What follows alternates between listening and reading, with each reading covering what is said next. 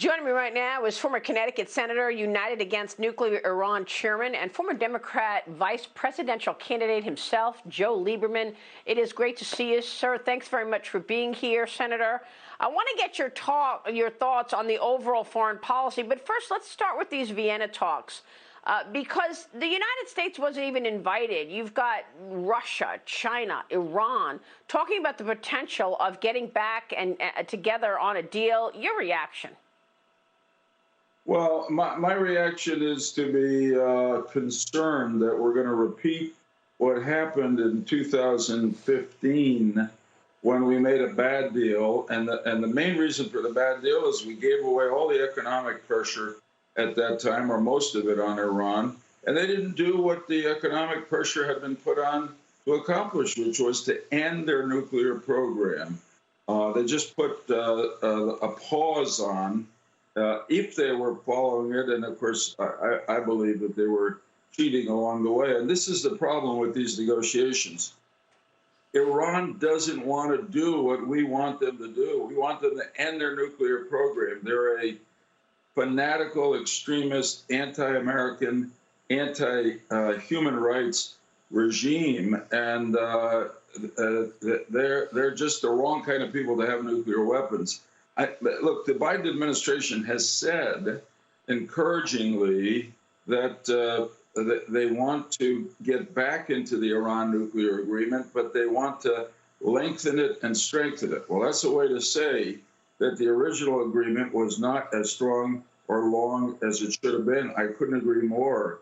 But the danger here is that we're going to give Iran what it most wants, which is an end to the economic pressure on them, before we get anything out of them in the way of ending their nuclear program. And once the economic sanctions are off Iran, that's the end of the negotiations as far as they're concerned. So I'm worried about what's happening. I'm worried that we are once again going to be too eager to reach an agreement, and we're going to have a bad agreement that will compromise our security and the security of our allies in the region, including Israel and most of the Arab world.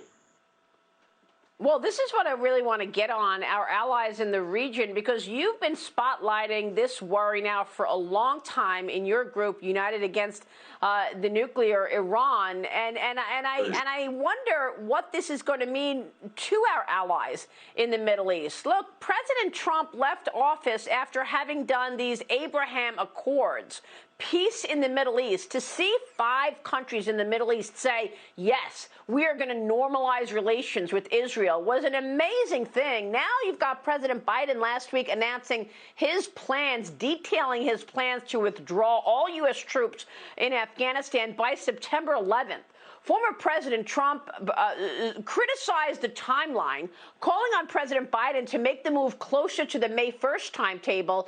Senator, what does all of this mean, in your view, about these Abraham Accords, the normalizations of relations with Israel? If we were to get back into the Iran deal, take the troops from Afghanistan, how does all of that impact the deals that were made, the Abraham Accords?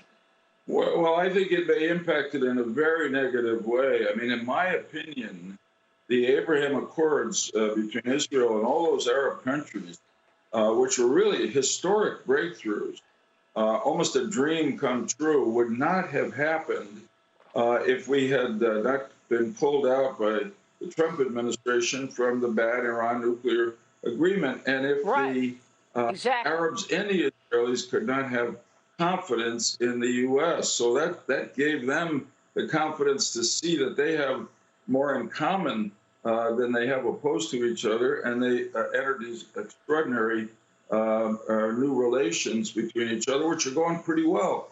If look, President Biden and his Secretary of State have said that their foreign policy will be built on human rights, which I like.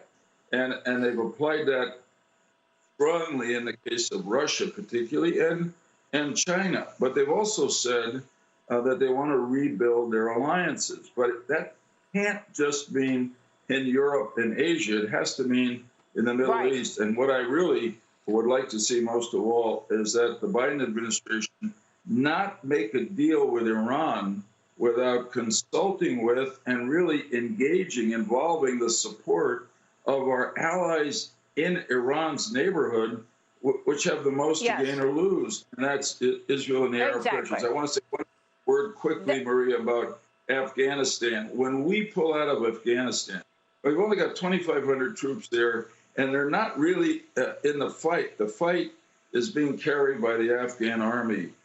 Remember, Iran, it borders on Afghanistan. So do Russia and China. I think by pulling 2,500 troops, we send a message of weakness and withdrawal from the Middle East and that region to some of our most serious enemies in the region, Iran. But this is, China, this is really this message of weakness, Joe, is beyond just the Middle East. I mean, look what's happening here.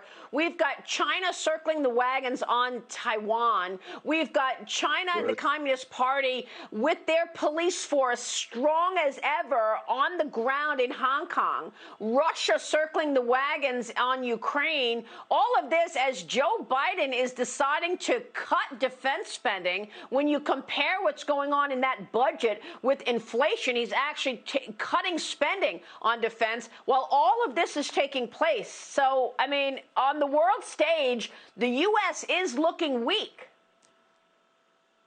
Well, I think the Biden administration and the president have spoken strongly and really directly at Russia and China about those aggressive moves. But you can't do that and then pull out of Afghanistan and run the risk of making a bad deal with Iran on nuclear weapons and not send a message to Russia and China that they can pretty much do what they want to do. This is a small world. And when you do something in the Middle East, which is critically important to us still, it's not as if Russia and China don't see it. And of course, Iran is involved in it. So I worry about these two latest moves, the move to try almost more than the Iranians are, certainly more to get in talks with them. So far, they've refused to talk to us. And that's not a good position for a country as strong as the U.S. to be in. And pulling 2,500 troops out of Afghanistan. A final word on that. People say Afghanistan is our longest war. We're not really in a war there anymore. We're there as a stabilization force. We're still with a stabilization force in Germany and Japan 76 years after the end of the Second World War. And we're there because it's a way to maintain stability in the region. And that's why we ought to keep 2,500 American troops in Afghanistan longer than now. It's all very concerning, Joe Lieberman. It's great to get your insights as always. Thank you, sir.